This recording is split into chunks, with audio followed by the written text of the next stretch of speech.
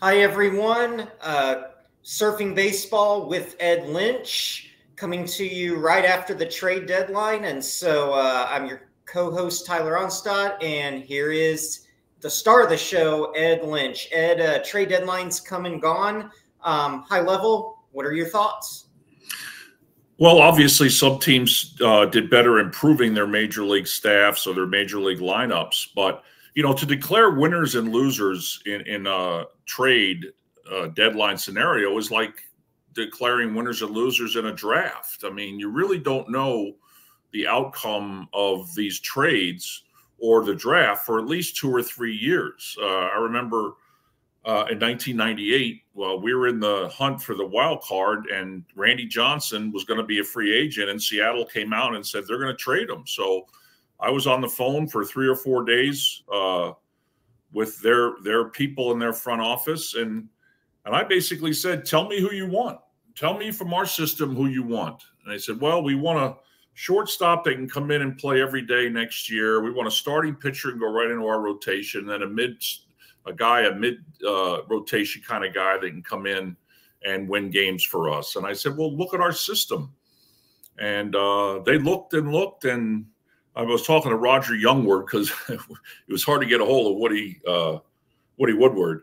But Roger was the guy running all the trades then. And so I said, "Look, tell me who you want." And I remember the trade deadline for some unknown reason was midnight then, on July 31st. And of course, I'm in Wrigley Field. We had a day game that day. So I'm sitting in my office for 7 hours after the game, going over scenarios and everything. And finally, at midnight, Roger calls me and said, "Hey, we made a deal with the Astros."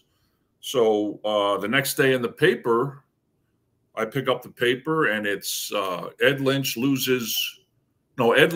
blinks first in poker game for Randy Johnson, and Astros get him for a song. They gave up nothing for him. Well, they gave up Freddie Garcia, who was a multiple-time all-star, top of the rotation kind of guy. Carlos Guillen, all-star, shortstop for many years in Seattle. And John Halamu, who won 10 games, maybe more than once for them. So you really can't label a trade as a winner or a loser. Obviously, if you go out and win the World Series because you acquire a player, then obviously it's a winner. You can talk all you want about how good those prospects are, but forever you've got that trophy in your trophy case. So, when in '98 when they acquired Randy Johnson, I think he went 10-0 after the trade deadline in August and September. But then they lost to the Padres in the playoffs. And those 3 guys, especially 2 of them, went on to multi-year productive careers with that team. So it's very difficult to, understand the value of these trades until you look back historically. But, just to help your club, I think the Dodgers did a very good job. I think the Padres did a good job. They got Tanner Scott and Brian Hoeing. And now they're bullpen, because from here on out, the bullpen's going to tell the tale on who wins and loses in Major League Baseball. Dodgers got Flaherty. I watched him pitch last night. He's a professional. He throws strikes. He's not overwhelming, throwing 150 miles an hour. But he's got 3 pitches he can throw for strikes, and he understands how to pitch. So that was a good acquisition. So I guess the bottom line is it's hard to tell who the winners and losers are until you have some time to look back and see exactly what you gave up. Now, from the Padres, they gave up, I'm sure, some Latin players. And the one way to build your system, obviously, is through the draft. And if you finish in last place like the Orioles did year after year after year, you're going to get some pretty good players in the draft. And they did. They cashed in. You got to give them credit for that. But there's also the Latin America equation, the July 1st signings. And nobody, I don't think, has spent as much money or any more money than the Padres did. So you might see they traded a 20-year-old Dominican shortstop, but they might have given the guy several $1 million. You just don't know until you can look a little deeper. And I haven't had a chance to look that deep into it, but there's too many variables in this whole thing, Tyler. Yeah, and I think about two things. First, so as you're speaking about, like, hindsight's 2020, basically, I think about in 2004, the Cubs made a four-way deal with, I think, the Twins, Boston, and I can't remember the fourth team that was involved. But basically, the Cubs got Nomar Garciaparra, and that was supposed to be the end-all, be-all, and tickets all of a sudden, were sold out for Cubs games. And then they didn't even make the playoffs after that year, despite the rotation. Injuries were involved, obviously. But I look at that in hindsight, and it's like what could have been, should have been. But it goes back to what you were saying with sometimes trades aren't end all be all either. That's right. And, again, if you go out and win the World Series, if you make a trade and you go out and you get to the World Series, you have a chance to win, then it's hard to say anything critical about those trades. So, again, I mean, teams, the Dodgers are obviously the team to beat in the West. They're going to win the division. And it's all going to boil down to what starting pitchers they can put out there in the wild card game, the division series, the NLCS. That's the key, because if you're putting relievers in the game, and I point to the Diamondbacks last year, they came home, I think, for Game 3. They just won a game in Texas, and I'm thinking, boy, they're in the driver's seat. They did not have a starting pitcher for Game 3, so it was staff. It was 10-0 by the third inning. So starting pitching, veteran starting pitching, usually is what wins in the postseason, and I think that's why getting someone like Jack Flaherty is a huge acquisition for the Dodgers. And then we kind of turn the page to the Marlins, and one of my old teammates from Missouri State, he was the only one, I believe it was everybody on the opening day roster was traded except for my old teammate Jake Berger, third baseman for the Marlins. He was the only one left. He's under team control through 2028. I think they're going to flip him in the offseason. He's having a great year, so I think they have held on to him just to see if they could get a couple more prospects out of the deal. But outside that, the Marlins pretty much cleaned house. Yeah, the best way to determine what a team is hoping to accomplish at the deadline is their attendance.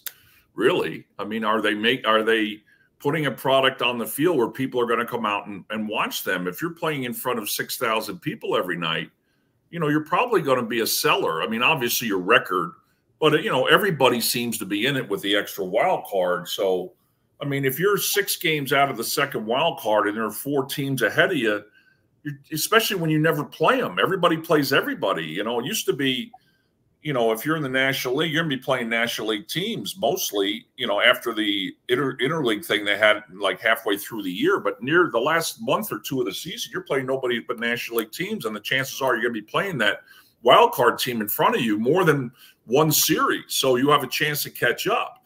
But now with everybody playing everybody and you're 6 games out with 3 or 4 teams ahead of you, it's a very difficult hill to climb. So if you're looking at teams that, obviously the White Sox, the Rockies are going to be sellers, but there's teams that the hardest decision you have to make is, and I think we've talked about this before on the previous podcast, it's very hard to just come out, unless you're the White Sox, Rockies, and say, hey, we're sellers, we're sellers at the deadline.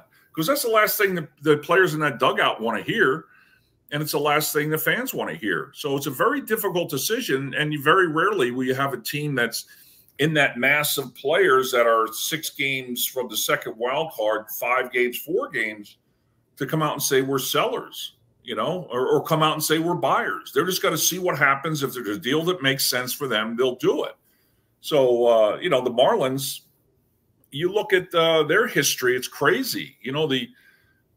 How many division titles? The Braves won't have won since divisional play started, probably 15, 16, 17 division titles, and they've won 1 World Series. And the Marlins have won 0 division titles, and they've won 2 World Series. And they've rebuilt themselves more than anybody. I remember the team in '97 that won the World Series, and they beat Cleveland. And we played them when I was with the Cubs at GM. We played them in Miami opening day in '98, and they had traded their entire roster in the winter. And, Wayne Huizenga was there. And I remember it was opening day, and it was a big crowd. and they introduced all the players, and then they introduced the owner, who just brought South Florida their first World Series championship, and they booed the hell out of him. It was so loud you couldn't hear yourself think. And I think in his mind, he's thinking, why am I doing this? I just won this town a World Series, and they're booing me something awful, opening day the next year. So, some teams are just not going to generate the revenues to not only maintain their own roster, but to expand their roster at the trade deadline. So, probably 100% money talks and everything else walks. And kind of going along with that, you talked about, the owner being booed after winning a World Series. I can think of a general manager in Chicago who always got booed no matter what he seemed to do. And I'm talking about Jerry Krause for the Bulls. Obviously he didn't own the team, but, I think about big market, small market teams, but then I also think about that owner GM relationship when it comes to trades. So how much of a factor, let's start with big market versus small market, and then owner GM, kind of what the, if a owner's thinking about, hey, I'm ready to sell the team, he's probably going to open up his pocketbook and say, go win now so I can sell the team for more. But again, I've never been a GM. So, well, there's a lot of different ways to look at it. Usually, if you're trading talent for talent that are getting paid the same amount of money, the owner's really not going to get involved. He's going to trust your judgment. But if you're trading minor leaguers for a rent-a player, you're going to rent him for 2 months, basically. He's going to be a free agent.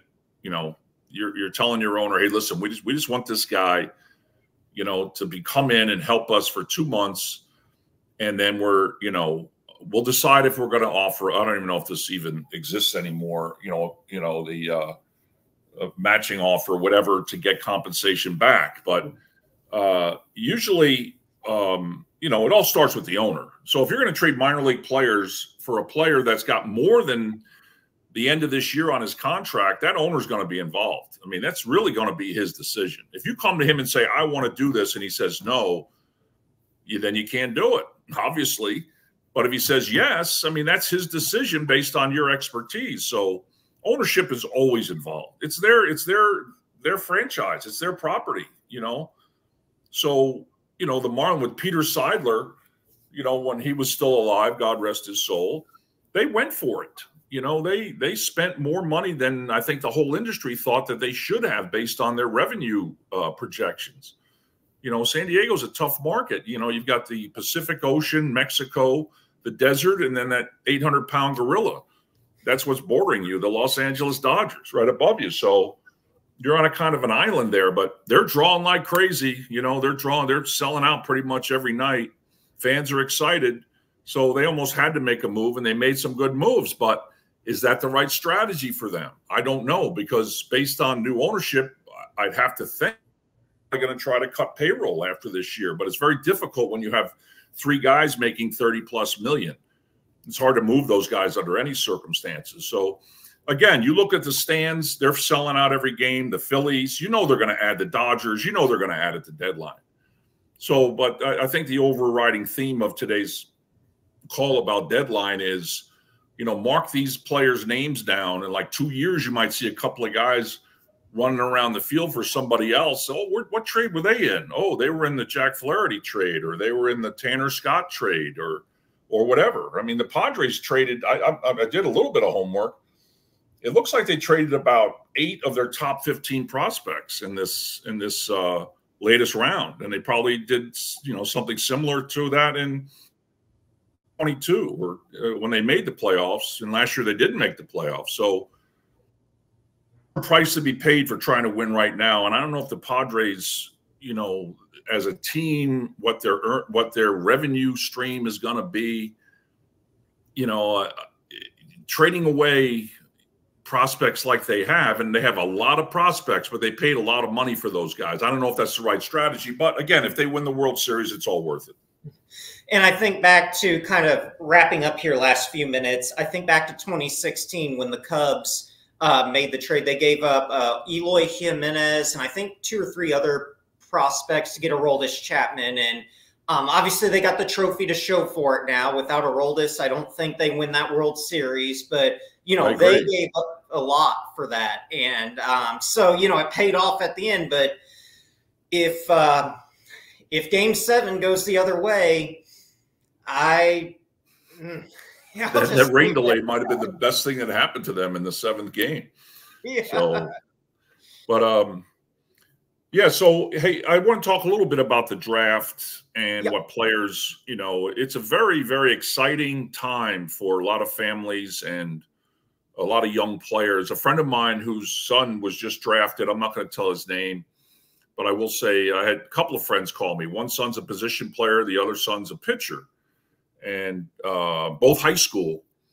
And they asked me what their son's going to expect, and I said, well, let me tell you something. They are going to be taken care of 10 times better than they would be taken care of if they went to a college in terms of diet, exercise, learning, teaching, the quantity of work.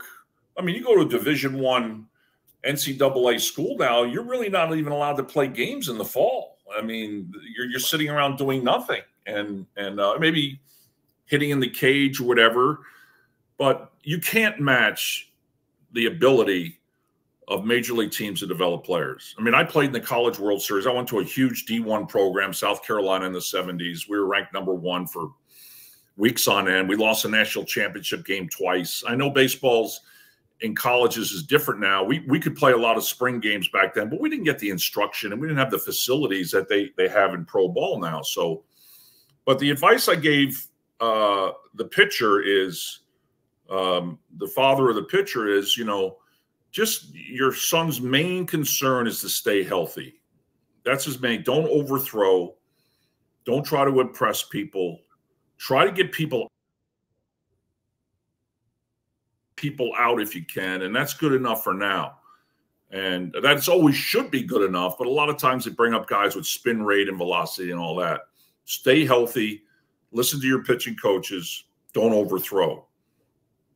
The position player, I said, hey, you're going to get a call from your son in about 2 days telling you that his thumbs are killing him or he's tired, because now you're hitting 7 days a week and you're going out swinging that wood bat 7 days a week. You're getting jammed. You're hitting them off the end. You're doing a lot of work. You're going to be very tired. So the advice I would give the father, the advice to give his son is just, get your rest. Make sure you hydrate yourself, and they'll get all this help there. We didn't have that kind of help when I first signed back in the mid-70s, but, just stay with it.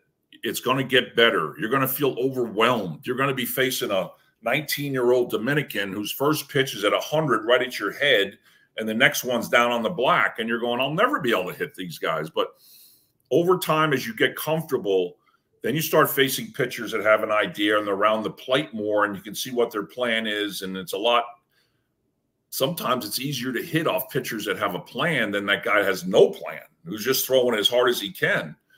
So I think my advice to both parents is stay the course. Don't get discouraged. Stay healthy. Don't try to do more than you can. There's always going to be players that are better than you. Don't think you're going to go in there as the biggest, strongest, most talented guy, because you're not. You're going to run into 19-year-old Dominicans who are bigger, stronger, faster, have better arm strength, more bat speed. But just realize that you were drafted for a reason. Go out and play the game the way it's meant to be played. Don't try not to make mental errors, because the guys that are managing you all the way through your minor league career, their goal is to get to the big leagues too. And the way they do that is to win. So if you help a manager win in the minor leagues by not striking out with a man on third and less than 2 outs, or moving a runner over here or there, even though they might not teach it, do little things to help yourself win. It's a cerebral game, and so play it that way. Last question, Ed, going off of that. So, I followed the 86 Mets, obviously. I'm a huge Davey Johnson fan, and I guess I didn't realize that managers, and it kind of resonates with me when you mention a manager's trying to get to the major leagues. If you help him win, he's going to basically think highly of you. So I think about Davey Johnson, Wally Backman helps him win a Pacific Coast League championship or AAA championship, brought him with them. And then I think it was Doc, who he said, I want him on my opening day roster. And I think Frank Cashin at first was like, no, let's keep him. And Davey had a lot of pull in that. So do you see that has that changed with everything going on now in baseball, or do managers still have a lot of say? If they've come up from the minors, they're like, hey, I was with this guy from AA to AAA, and I want to bring him with me. No, I think that's still true, maybe to a lesser extent. But I always said my relationship with managers was always a negotiation. I never just wrote out a lineup card and sent it down there every day, because the advice I got from Andy MacPhail is, hey, when it's time to fire this guy, he's going to say, well, you filled out the lineup card. I didn't. You know, you've got to give him a chance to manage. Now, the game has changed immensely since I was a general manager. I mean, you have the analytic guys are involved a lot more, and sometimes justifiably so. You know, you get a gut feeling, I think this guy's going to be good tonight. Well, you know, he's over 21 off this pitcher. So, I mean, there's certain things there that they can help with. But, you know, in the Dwight Gooden scenario, you know, he came to AAA at the end of the year in A-ball, and they helped Davey win the AAA World Series they had back then. You know, Wally Backman played for him. So he's going to fight for guys like that. And I remember in in 84 in spring training, when Dwight was not going to make the team, you know, that was the message from day one. And then as he eventually made, you know, quality major league hitters look like little leaguers, the tone started to change. And I remember we were talking to Davey during the spring training. I'm saying, this guy's the best pitcher on this staff. He goes, I know, I'm fighting. Frank says, you know, he's got to go to AAA. And as spring went on, you could see that Frank was weakening a little bit. And it came down to, I remember we finally said, hey, man, this guy's got to make the team. You know, and he said, yeah, well, Frank told me, you know, pitch him somewhere that it's a very difficult place to pitch. And if he does well, then you can have him. So I think we went to Fort Lauderdale to play the Yankees. Nobody wanted to pitch in Fort Lauderdale to play against the Yankees in those years. The wind was always blowing out. They always had a really good team. Yeah. And it was a tough place to pitch. Dwight went out there and made them look like little leaguers. And I remember his number was 64 the whole spring. And back then, nobody wanted to wear a high number. Right. And I remember the next day, that was like a Sunday day game. We came back. We had an off day Monday, and Tuesday, here comes Dwight running out on the field, number 16. And we all went, hey, congratulations. You know, he made the club. And, you know, the rest is history. Went on to pitch 240 innings or 50 innings. I mean, this is a guy, by the time he was Paul Skeen's age, Dwight had probably pitched over 700 innings in the big leagues, you know? Yeah. So was that too many? Yes, I think so. I think he should have been protected more, but goddamn, it was fun to watch. I mean, setting records every night and as a teenager. So it was amazing. So the bottom line is, for young players right now, stay healthy, listen to your coaches. They got a lot of experience. Take advantage of all the facilities, the food, the video, everything they have, and just it's a process. It's a process that takes a while, but just try to improve yourself daily. Ed Lynch, as usual, appreciate it. I'm sure I know our listeners are going to appreciate all the advice, and coming from someone like you who played in the MLB, you know, was a scout, GM, obviously. This is awesome. So appreciate it. We will post our next show soon, and Surfing Baseball with Ed Lynch. Thanks, Tyler.